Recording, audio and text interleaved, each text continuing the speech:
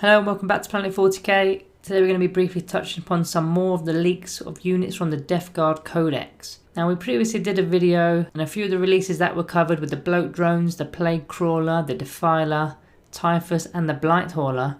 So if you've yet to see that one, then I'll leave a link in the top corner for you to go check that out first. So in today's leaks we'll be covering the Blight Lord Terminators, the Death Shroud Terminators and the Plague Marines. So starting off with the Blight Lord Terminators, they have had a datasheet change. They previously were movement 4-inch, weapon skill 3+, ballistic skill 3+, strength 4, toughness 5, wounds 2, attacks 2, leadership 8 and a 2+ save. I've now seen their datasheet change to a 5-inch movement, ballistic skill 3+, weapon skill 3+, strength 4, toughness 5, wounds 3, attacks 3, leadership 8 and a 2+ save. So as you can see from the datasheet and the leaked image, the movement has gone up an inch. The attacks characteristic has also gone up by 1, and they're also going to be matching the Space Marine Terminators with an additional wound, giving them 3 wounds. The extra wound is really underrated because damage 2 weapons are going to be wasting damage on these guys. Like previously, if you wound a unit of Terminators 3 times with damage 2 weapons, then you remove 3 of them. Now you're only going to be removing 1. The majority of the weapon options have also had changes to them, starting with the Blight Launcher.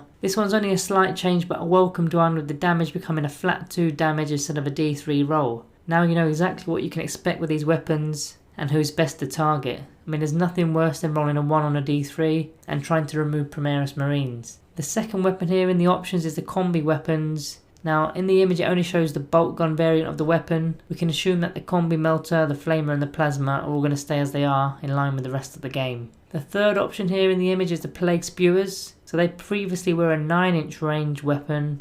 They've now gone up to a 12-inch range weapon. So they've gained 3 inches, which puts them in line with other flamer-like weapons within the game. Next is the Reaper Water Cannon, which has not changed. So we don't need to go into that one. That's the 4 ranged weapons done here. So the 5th is the Bale Sword. So this previously was a strength user -3 AP weapon with single damage. It is now a strength +1 weapon -3 with 1 damage. So they've gone up a strength to strength 5. And remember that new contagion ability, which will always be active in combat, as it's from turn 1 you get it from 1 inch. So you'll be strength 5 and bringing toughness 5 models down to toughness 4, meaning you'll be wounding them on 3s. So the 6th weapon option is the Bubonic Axe. So this used to be a strength +1 -2 weapon with a single damage. It is now a strength +2 weapon with -2 and 1 damage. So again, this melee weapon is going up a strength. So now those toughness 4 models will drop down to toughness 3 and you'll be wounding them on 2s. So much stronger with this codex. The final weapon is the Flails of Corruption. So it was a strength +2 weapon. It's now unfortunately gone down to a strength +1 weapon. So it's lost a bit of strength there, going down to strength 5. It probably would have been a bit overpowered staying at strength 6.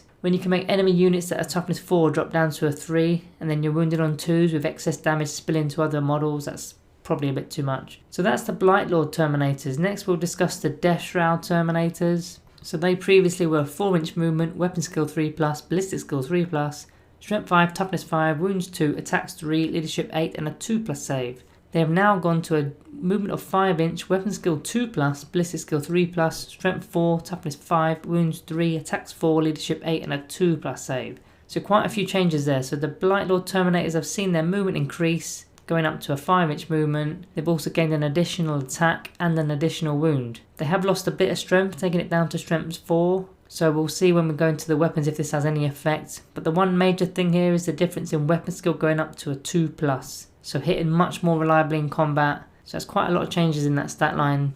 First weapon in the leak is the Plague Spurt Gauntlets. So they previously were a 6-inch pistol weapon.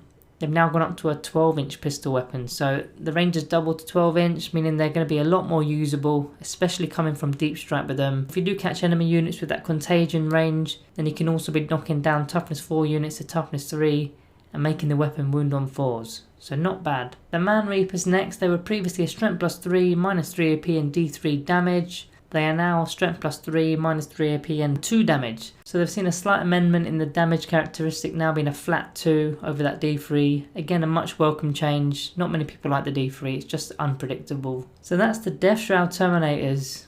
Now we can only see at present the stats and the weapons. So in terms of abilities, we of course will have to wait for further releases. Now the last unit I wanted to discuss today is the Plague Marines. Now it's an iconic unit from the Deathguard Codex. And with all those 2 wounded marines running around in 40k, I'm expecting good things from these guys. So their previous stat line was a movement of 5 inch, weapon skill 3+, ballistic skill 3+, strength 4, toughness 5, wounds 1, attacks 1, leadership 7 and a 3+ save. They have now changed to a movement of 5 inch, weapon skill 3+, ballistic skill 3+, strength 4, toughness 5, wounds 2, attacks 2, leadership 7 and a 3+ save. So a couple of changes there. Firstly, they're gaining a single wound, putting them in line with those space marines at 2 wounds a pop, and secondly gaining an extra needed attack in combat. I mean, I can't believe for all this time they've had 1 attack with all these combat weapons, it's a bit mad. So they've got tons of weapon options, as you were probably aware, 15 in fact, so let's go through each of those. So the Blight Launcher is number 1 in the image. The only thing that's changed here is the damage has gone from a damage D3 to a damage 2. So again, a much needed change. Being a flat 2 damage is just a lot more reliable. The second is just a bolt gun. There's no need to go over that one. That's unchanged.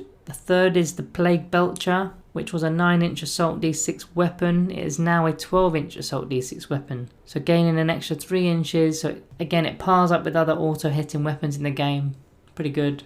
The fourth is the Plague Spewer, which is the heavier version of the Belcher. So it's going to have the same sort of upgrade here. It's gone from a 9 inch range weapon to a 12 inch range weapon. The fifth gun here is the Plasma. That won't have changed. Same applies to the sixth one in the image, which is the Melter. The seventh is the Bolt Pistol and the eighth is the Plasma Pistol. So we'll skip all those 4 there. So now onto the melee weapons. Number 8 is the Bubonic Axe. Now we previously mentioned this with the Blight Lord Terminators. It's gained an extra strength, putting you up to strength 6. So it's going to work really nicely against toughness 4 models, as you're going to wound them on 2s within your contagion range. Number 10 is the Fade of Corruption. Again, we already covered this one. It's lost a bit of strength here, but it's still pretty strong. But it's only going to be a strength 5 weapon now. Number 11 is the Great Plague Cleaver, the big chopper. This has actually kept the same datasheet. Likewise, number 12 with the Mace of Contagion. They've not changed. The 13th number in the image is the Plague Knife. Now this previously was a strength user, AP dash and single damage weapon. It is now a strength user -1 AP with single damage, so it's gained a -1 AP modifier to the weapon, nice and easy.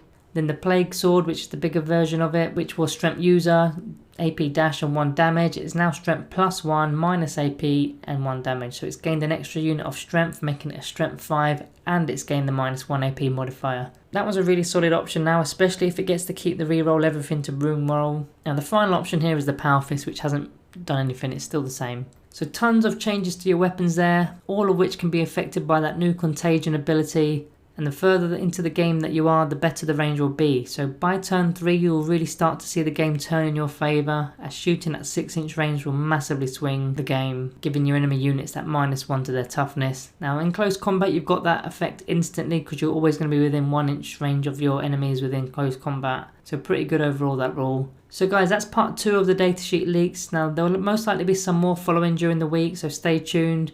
Subscribe below to not miss out on any of the future leaks. We'll also be starting to do our Planet 40k reviews on the Deathguard Codex in January. So if you're not aware of what that is, it's where we review a given unit from the Codex top to bottom and give it a score out of 5 in comparison to the Codex itself. And then what usually happens in the comments from the subscribers, we tend to chat about the experiences and synergies that that unit can have. So as a community we're learning all sorts of new tactics and whatnot. Anyway guys, drop a like on the way out. Thank you all for watching and I'll see you in the next one.